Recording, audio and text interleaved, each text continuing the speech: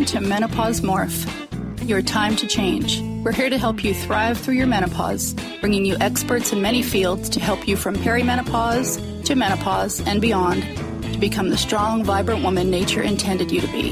Hosted by Pauline McCarthy of the Pearls of Pauline, pearls of wisdom, compassion, and joy.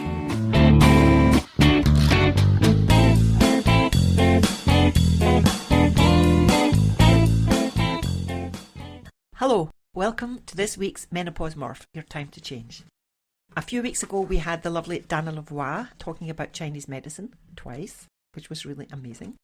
And we've had so many requests for more information about this. So today we have not Dana back, but another amazing lady, Brodie Welch. Brodie Welch is a licensed acupuncturist, board-certified herbalist, Chinese medicine expert, and self-care strategist.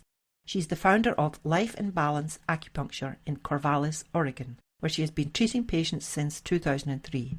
In addition to her clinical practice, Brodie shares her expertise to help women care for themselves with innovative Learn From Anywhere courses, workshops and retreats on stress management, the mind-body connection, and Chinese medicine.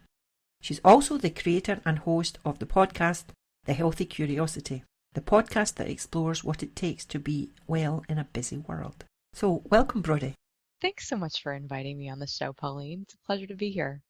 Lovely. So, some of our listeners were asking to have a better description of what yin and yang is. So, could you... Oh, no, before we go into that, we were speaking before we started to record this about you had a very early menopause. So, could you give us a little run through about your menopausal experience? Yeah, I can. I'm 40 years old right now, and it was about 4 years ago that I guess I officially crossed that menopausal threshold, which is, of course, ridiculously early. And my experience was very dramatic in that it started off with incredible insomnia. I just could not sleep through the night. I was having palpitations. I was having the worst hot flashes in the world, and I couldn't really figure out what was going on. I was like, I'm not 50. I'm not, this is way too early. And apparently, if you go through menopause early, it can be super intense, but short-lived, as opposed to the 10 years of hormones gently sort of shifting. So my experience was quite hellacious. And it was coinciding at a time where I got married to a widower. And so I found myself suddenly an insta-parent of 2 stepchildren, an 8-year-old and a 12-year-old. And between that and my busy clinical practice treating patients, I think something in my body was just like, we're shutting this down. We are not open to the possibility of reproduction anymore. And can't explain why it happened other than the fact that it was very clear that I was moving into a different stage of life, one in which that from a Chinese medicine standpoint indicates that I was dipping into my reserve energy a little too much. I was definitely burning the candle at both ends. I am an action shiro. I do too much, and I was deep in that addiction of doing as much as possible and not really walking my talk around self-care as much as I could be. And so I think that played a role. There's also, I kind of got my genetic cards that I was dealt. I suspect that having a gallbladder that didn't work for 20 years might have something to do with the fact that I wasn't synthesizing fat properly. And that's cholesterol is, of course, where we get hormones from. And so anyway, I have some suspicions about how it came about, but being on the other side of it now, my commitment is to help women not experience the the horrors that I went through, and to teach people to ingrain the habits of self-care that we need in order to sustain us through a thriving menopause and beyond, and to really help women honor their yin. Well, talking about that, people were asking to explain more about what yin and yang is. So could you tell us a bit more about that? Absolutely. I love introducing people to Chinese medicine and its central concepts. And really the goal of any acupuncture visit, as well as any Chinese medicine intervention, is to create balance between yin and yang in the body. And so I think the easiest way to think about that, I think your previous guest explained it as fire and water. And indeed, those are good stand-ins for yang and yin. So yang is like the active, warm, fiery transformation energy of doing. And yin is the cool, still, restful, dark, and rejuvenating energy of stillness. Another way to think about that is kind of like we know that matter and energy are the same thing. We can think about the stuff that we can touch in our bodies is our yin substance, and the processes in our body, our respiration, our digestion, our immune system function, that all of those doings are yang. And even within that, we can subdivide that. Nothing's ever one or the other. Everything is both. And so we can subdivide everything. But really, when we think about the yin and yang of our lives, most of us are, like me, are encouraged to overextend, to do beyond kind of what's in our energy budget, right? So that we get a lot of societal praise and success for being so busy and getting so much done, and really that is, we make our days longer by making our nights shorter. We don't do the things that are like tending the garden of ourselves because we're in service of accomplishing stuff, and we don't really think about how taking a break for 15 minutes, we might be able to come back to our doing from a refreshed kind of a way. It's very counterintuitive, and we don't really get very much praise for taking a break, taking a nap, doing less than we're humanly capable of, saying no to things. And, and especially women, we're socialized to overextend, to overserve, and to overachieve, I think. And so really encouraging women that self-care is not selfish, and that really honoring your yin requires slowing down. It might require just allowing a different dimension of ourselves to come out. They talk about one is male and one is female. So which is which? Of course, male and female are societal constructions. And so if we think about, I would argue that the yang principle of doing and making it happen is going to be more yang. It's forceful. And yang also has the qualities of being external, whereas yin has a quality of being receptive and internal. And so that, like, sort of certainly anatomically, that's going to correspond with the female body more than the male body. But just in terms of the yin qualities of intuition, of receptivity, of being gentle and yielding and supportive, like what those are certainly things that women tend to have as strengths.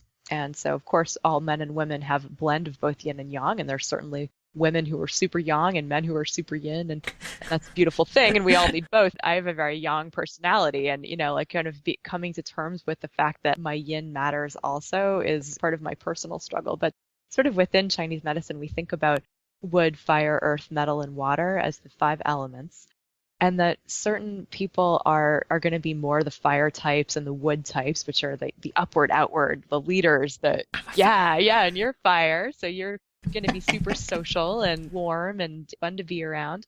And the wood types are going to be very driven and natural leaders and teachers and people who like to grow and learn things all the time.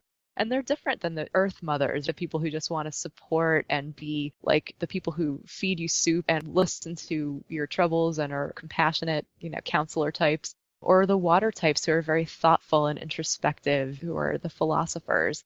And then there's the metal types, which are the people who are great with art and aesthetics and structure and clarity. And again, we have all the 5 elements within us, but how we choose to bring them out, usually one type will dominate. And we can also cultivate one type or one particular kind of energy based on our choices and based on, if you were raised in a household that was rewarded a certain kind of energy, that element might be kind of artificially inflated. And so you might be socialized to be a wood type when you're really more of a water type or anything like that. And the beautiful thing in Chinese medicine is recognizing that all of this is our birthright, and that we get to actually, through our daily actions, we can explore these different dimensions of our inner ecosystem and cultivate different elements of ourselves.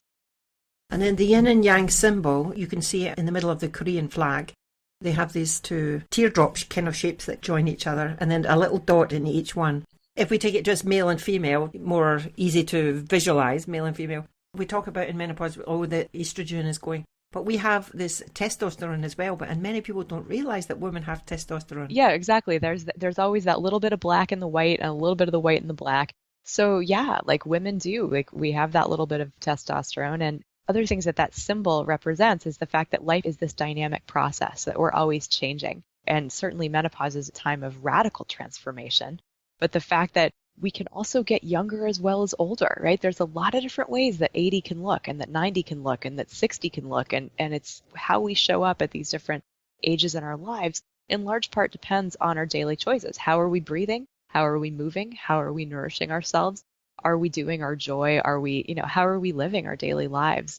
Because all of that's going to have an impact as to what kind of energy we're cultivating and whether or not we're willing to evolve. That idea of that life is about dynamic growth, and that which doesn't change, that which doesn't evolve, becomes stagnant. And just like a stagnant pond doesn't give life, in order to flourish, we need to be fluid in our identity, in our sense of self, also in our bodies, right? Like literally physically moving helps us stay healthy.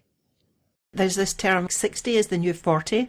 Maybe because we live longer and it's getting younger, or maybe because some of us are taking in this knowledge to make ourselves younger so that we can live a longer life healthier, instead of just being old and crippled, but old and healthy. Older and healthy. Absolutely. Chinese medicine was basically a study of optimal aging. One of the beautiful things about Chinese medicine is that we can treat preventatively, and we can see where things are going so that we can stop problems before they become bigger problems. And one of the ways that we do that is with daily self-care. And so that things like Qigong, the energy exercise or energy cultivation or energy skill, is one of the ways that we nourish ourselves. So like we can feed ourselves, we can breathe ourselves, and we can nourish ourselves by cultivating our qi. And that's one of the ways that we can preserve this special substance called jing that lives in the kidneys. And basically, that's like the sand in your hourglass. Like when your jing is used up, our time is up. And so we can actually slow down the rate at which we're consuming our jing, the rate at which that sand is flowing through the hourglass, by living within our energetic means, like sort of during most of our lives, right? If we're burning the candle at both ends, like I was, that's one of the reasons I think my body went through menopause so early, is that it's like something broke, right? It was my rate of consumption dipping into my reserves too much, too often, as opposed to living within what I was able to cultivate on a daily basis. And so I'm a big fan of doing the things that are going to help us preserve our energy and our strength for the long haul. You were talking about this jing. That is somehow connected to this thing called the cycles of 7 and 8. Can you tell us a bit more about that? Yeah, absolutely. So if we can imagine that you come into this life with DNA from mom and dad, and if you believe that you also come in with a mission or purpose that was said to be implanted into your jing. So, but the jing basically gives you the raw materials, like the body that you're going to have, that your genetics, your unique genetic endowment or your potential. And so you come in with that, and then that's like kind of who you are and that you can't not be. So regardless of how you're socialized, there's some part of you that from day one is just that. It's what you come in with. It is, in Chinese medicine, it's said to live in the kidneys. The jing also has to do with our will, capital W's. What is ours to really do, our sense of dharma or our sense of purpose, and our uniqueness, right? Our special, what makes you you and unique and distinct is said to live in the jing. And so how that jing gets expressed is going to change, right? Obviously, you're different as an adolescent than you are when you're a child. You're different. So if we think about age 7, age 14, age 21, age 35, roughly for women, we go through these cycles of 7 and men go through cycles of 8, which makes sense, right? Because men take longer to mature. So women go through puberty earlier. Men are, it's more like age 16 rather than age 14. But really, if we think about age 35 is when progesterone drops off like crazy. And when we think about 49, roughly 50, menopause, obviously the hormonal situation looks a lot different then. And so you literally are showing up differently in this next phase of your life, in this next chapter of your life, which we can call your next cycle of 7. And so I think about that not only from a biological perspective, but also from a metaphysical one of like, okay, this is the phase of my life where I'm focused on this, like this project, this parenting, this spiritual journey, this whatever it is that, fitness or, that whatever it is that's like your new chapter, then your physiology actually rearranges to support that, and cooperating with that change rather than fighting it is really super important. It's like, yeah, we're never going to be the way we were when we were a teenager, and thank God, right? I mean, like, who wants to go back there? But the fact that the jing, instead of being used up like sand through an hourglass, the jing is converted to wisdom when it's combined with our consciousness and stored in the brain. Wow, this is really quite amazing, because I don't know about other people's experiences, and maybe they haven't noticed it, but this was something that I noticed in my life very clearly, was like these 7-year cycles. When I was 7, I got a lot of spiritual experiences, and I used to see spirits, and they would come into the classroom when I was at school and talk to me. And the teacher actually sent me to be tested for my hearing because I was listening to these people instead of listening to the teacher, and she'd be calling my name and I'd just be focused on this. I mentioned it to somebody and then they were freaked out and nobody else could see it. So then I learned not to tell anybody. But I got a lot of guidance that changed my life completely from the age of 7. And then when I was 14, again, I had other spiritual experience which changed my life. And I went into acting. I learned to play the guitar and things like that. And then when I was 21, I got married. And when I was 28, I got divorced. Well, your cycles of 7 were very literal. Very, very, very, like on the dot almost. When I was maybe it would be 35, then I started to realise, like, I've got this 7-year, what I call chapters. It was actually when I was 35, had such a very interesting life. Many, many people were saying, you have to write your story of your life. You have to write a story of your life. As I was thinking about it, I thought, wow, this is like, I've got like 7-year chapters. You do.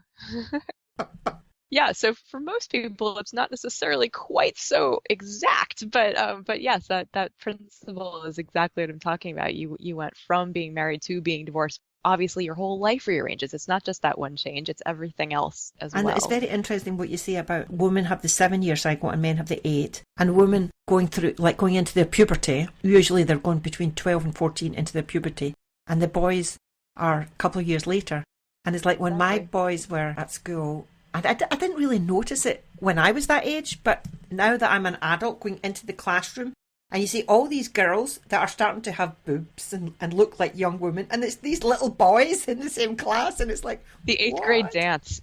Yeah. It's like a head taller than the boys and girls. Oh, it's very sad. But so that's very, very interesting about that. One of the things that I wanted to ask you personally myself, and some of our listeners have been asking, is about stress, how Chinese medicine thinks about stress, how it can cope with stress, because we have quite a plague in the West of stress. Western medicine now is only beginning to realise how much stress is destroying the body. Like for me, I have a big belly, and this is like the cortisol stress belly, but there's many other illnesses are caused by stress. So could you tell us what the Chinese medicine thinking about that is? I could go on for days about stress. Yes, absolutely. Let's talk about it. So actually, the first online course I ever produced was Calm Yourself, Self-Care Strategies for Stress and Anxiety, because I felt so strongly in my years of treating patients in clinic. We know that 80% or 80 to 90, depending on what study you're looking at, of all things that people seek medical help for are made worse by stress, if not caused by stress directly. And so, and certainly when we're thinking about menopause and all of the symptoms that go with it, the stress hormones and the sex hormones come out of the same bucket, right? I don't know if your listeners are familiar with the term pregnenolone steal, but essentially the main hormones involved in the stress response, adrenaline and cortisol, which get kicked on anytime we perceive that there's an emergency. These are the hormones that are designed to get us out of danger, which biologically for millennia have been running from tigers to ensure our survival. And in that process, we stop digesting our food. We stop, our immune system powers down, because who cares about fighting a cold if you need to run from a tiger, and who cares about healing that cut on your finger, and all the stress chemistry, which allows us to get out of danger. But most of the dangers that we are responding to in our modern society are psychological. We're not actually then running to burn off that stress chemistry. So in response, the body has to pump out DHEA and all this other stuff to kind of bring us back into balance.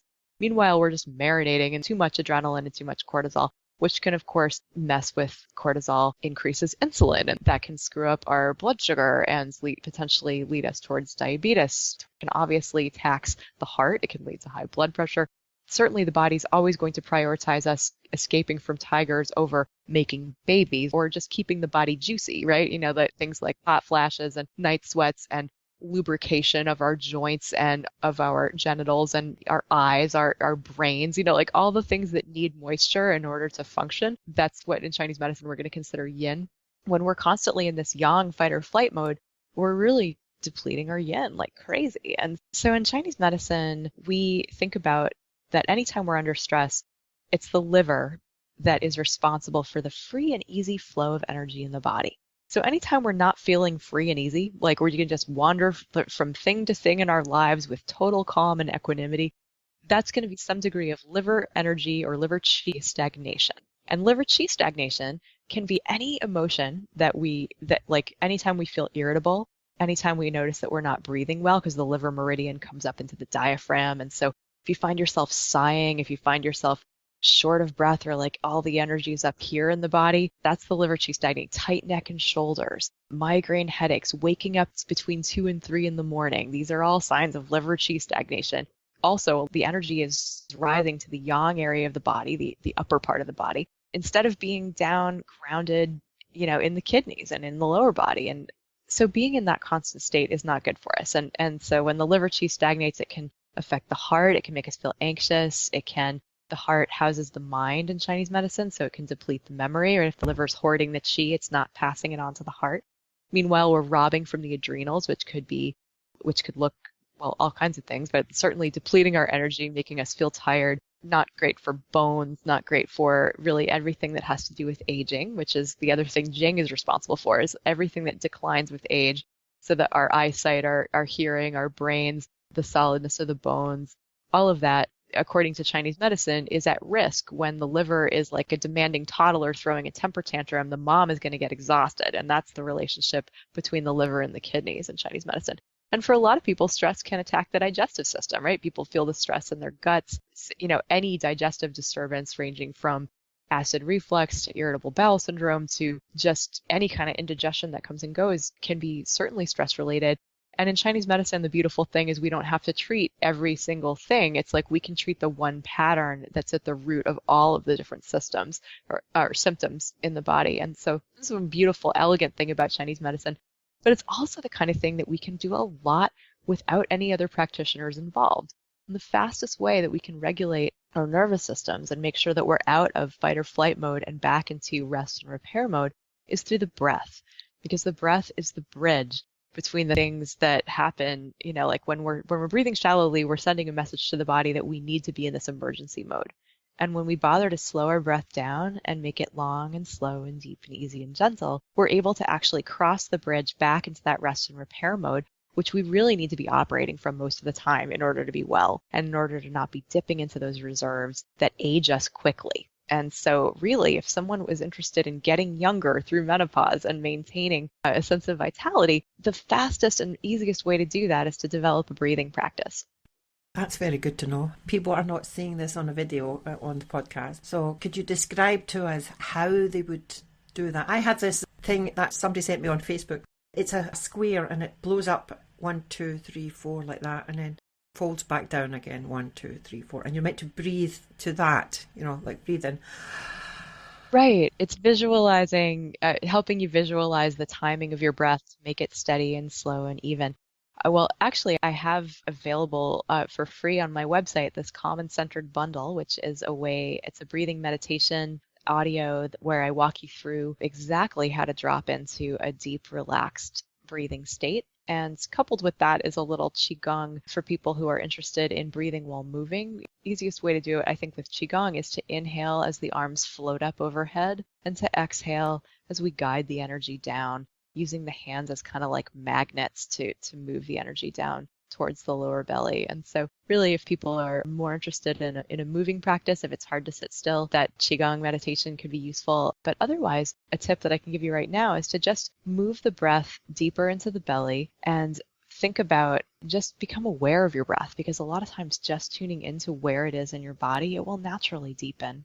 And then, as you're saying, to make it even, that's the next quality to look for. And just focusing on, so whatever an inhale is, just count whatever number it is for you easily, and make your exhale the same length. And eventually there's some more of advanced practices of lengthening the exhale can actually help ratchet you down into a more relaxed state. But really an easy place to start, if breathing is a new practice, you want to do it gently. It can take a while to relearn how to breathe if you're habitually in a fight or flight mode. Yeah, it can feel like a very unusual skill. But I often have people lie down on their backs, put their hands on their bellies, and actually feel the low belly rise as you inhale and fall as you exhale, because that will allow the diaphragm to have more space. Excellent. So they can get that on your website. That's brodiewelch.com/breathe. Yes. I'll put that in the show notes, so if anybody's listening that want to take advantage of those free gifts from you, that would be excellent. I'm going to have a look at it myself. I can't remember now when I was speaking with Dana Lavoie a few weeks back that I mentioned that I used to do Qigong. I learned it in Manchester, England, and I was doing it for 2 years, and it was called Wild Goose Technique. There are many different techniques. There are, yeah. And it cost a lot of money to go for these lessons. And then I went to Bulgaria and I got caught up busy and I stopped doing them. And now I regret it very much. So if you can take this advantage from Brodie here and get free stuff, then why not start it off? If people want to learn Qigong from home, I have a class that can teach them that for less than the cost of a visit to a healthcare provider of pretty much any kind. You can learn Qigong from the comfort of your living room without having to get sweaty or find a teacher. And it's teaching Qigong is a huge passion of mine, and it's so empowering. I think I'll be signing up for that. Great. And then I'll do it for a few weeks, and then one week I interview a specialist, and then next week I give some blah blah, some pearls of wisdom from Pauline. So I'll do it for a few weeks, and then one of my episodes of Pearls of Pauline, I'll talk about how I'm getting on with the Qigong. Oh, I'd love to hear it. You know, a lot of times when we think about menopause, we think about the symptoms that women experience that are so uncomfortable, right? The hot flashing, the night sweats, the insomnia, and all that. Qigong is amazing for cardiovascular health. And of course, the cardiovascular health and bone loss are two of the major things that estrogen helps protect us against and that we need to be concerned about later on in life. I was just researching for this conference that I'm presenting at that in a meta-analysis of 35 articles, including 2,200 and almost 50 cardiovascular disease patients, that doing Qigong can reduce stroke risk by up to 41% and coronary heart disease risk by 22%. It can drop triglyceride levels. It can help with depression and physical function, all according to that. It can basically help with energy, pain, sleep, depression, autonomy, as well as just feeling in tune with yourself, brain volume and cognitive function, and as well as immunity, just all kinds of things. Qigong is like all the benefits of meditation and all the benefits of exercise combined in one. So I'm a huge fan of it as just a quick and easy practice that can be phenomenal to be a step towards empowering people to take care of themselves. Well, that sounds like the ticket for me. And do you have any other things that you could tell us that we can help us to improve our memory? You were saying there that Qigong would help the memory, but anything else? Well, Qigong is helpful for memory, but I think it's important, again, like when we think about the yin and yang of memory, right, that the yin part is sleep. Sleep is where memory is consolidated. And so we often forget that, like when we sleep, the brain it's a time where like we're just learning this about sleep and we're just learning about the brain. Like only in 2016 did we learn that the brain has a lymphatic system that's connected to the lymphatic system of the rest of the body through something called the glymphatic system. And of course, Ayurveda and Chinese medicine have known this for years, but basically that this idea that part of how the brain cleans off the plaque is in sleep. And so sleep is really essential to consolidate memory, which is why it's never a good idea to cram for a test the morning of. It's like you need to go into that yin mode in order to really absorb it. And so for people who are struggling with memory or who are concerned about memory, making sure that you're getting excellent sleep is really key. And for a lot of people would say, well, yeah, I'd love to be getting excellent sleep. How do I do that? That requires going to regulating your nervous system. And that requires daily habits, including things like Qigong and breathing. Another favorite practice of mine that can help with sleep, as well as calming the nervous system and thus, by extension, memory, is going to be self-massage. And that, especially self-massage with oil. This is a practice that comes from the Ayurvedic tradition or the traditional medicine of India, where essentially you are slathering yourself with copious amounts of oil, moving towards the heart, long strokes on limbs, circular strokes on joints, and really you're moving the blood, you're moving the lymph, you're moving, and you're getting kind of each layer of tissue with your intention, and that can help move and detoxify the body in general.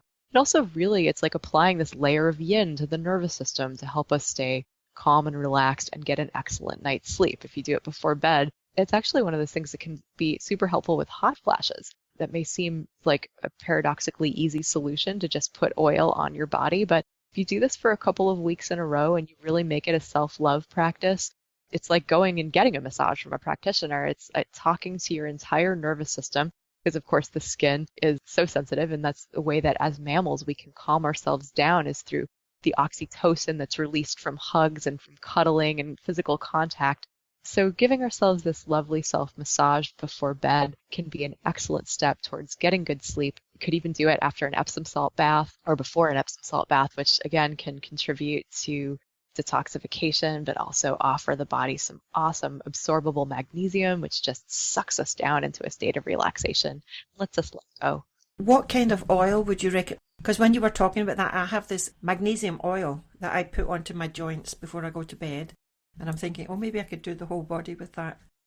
Well, I can't speak to the dosage in terms of magnesium of like what that would be like if you were to do it on your whole body. But traditionally, if you tend towards feeling cold, sesame oil is an excellent choice. Almond oil can also be helpful.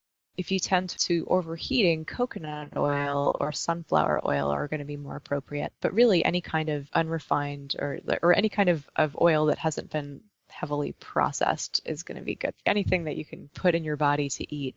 Yeah, I use coconut because it's so easy. It comes out in a solid state, but then as you put it on, it liquefies. But jojoba is also another really neutral one. I'm writing all this down. How do you spell jojoba? Jojoba. You were talking about the Epsom salt bath because I was imagining this in my brain, like, oh, if you cover yourself in oil, like it's going to be slimy and slinky going into your bed. Yeah. So maybe it would be good to have the Epsom salt bath after that and then wash off the oil.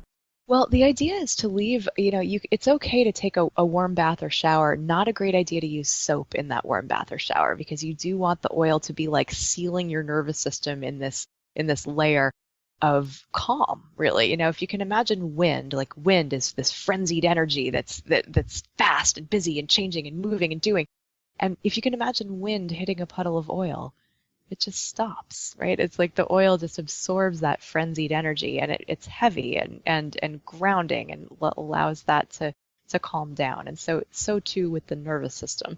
So it is actually, you can do it and then get into an Epsom salt bath or a warm shower. And then when you get out, just pat yourself dry gently so you don't scrape the oil off and don't use any cleansing products. Oil actually emulsifies grime. So it is actually cleansing the body to just rub oil into it and to get friction going with it. You don't actually need soap except for pits and parts particularly. During the night, will the body start to absorb that oil? Yeah, it's great for the skin. It's great for the muscles. Yeah. When I put the magnesium oil, especially my hands, because I have this rheumatoid arthritis, just recently started to get a knobbly bit. One of my interviewees suggested to use this magnesium oil.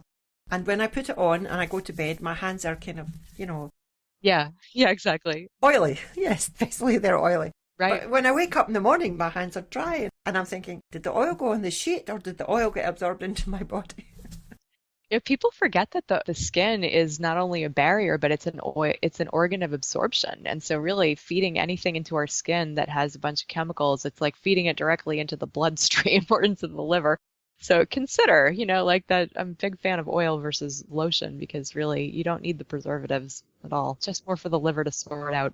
Exactly. So we're getting near the end of our time. Are there any last pearls of wisdom you would like to pass on to our listeners? Well, I always like to remind people that you are a dynamic field of energy and that your self-care choices matter and that it's never too late to feel young and vital. And so even if you're feeling like you're in transition and you're not quite sure what's going on with your body and that it just feels like chaos, and of course mood can go nuts as well, and it's like that is where drawing on the stability of self-care habits can be incredibly sustaining and supportive. And so it's the kind of thing where just that you owe it to yourself to line up behind yourself and pick you during this phase of your life. That it's self-care is not selfish. It's something that will allow you to show up and give your gifts and be more present for the people in your life. And that really you have a choice about how you want to feel. To a large degree, there's so much that we can do to empower ourselves, and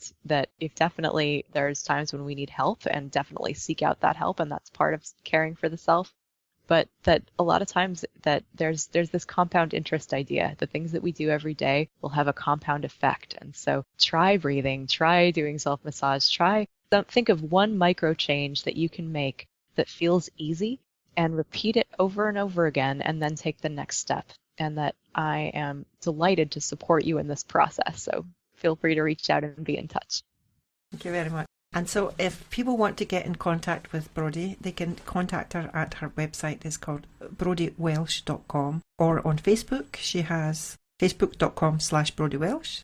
And her podcast is called A Healthy Curiosity. And that is on iTunes. And I presume it will be on the other podcast sites like Stitcher Radio. It's everywhere. Yep, it's on Stitcher, Google Play, and all that. But of course, I will put this in the show notes. So, Brodie, it's been wonderful having you here. Thank you very much. I've really appreciated being able to talk with you and be here with your listeners. Thanks, Pauline. Thank you. And as usual, we are not giving out medical advice. If you want medical advice, go to your medical practitioner. And failing that, we'll see you next week. Bye.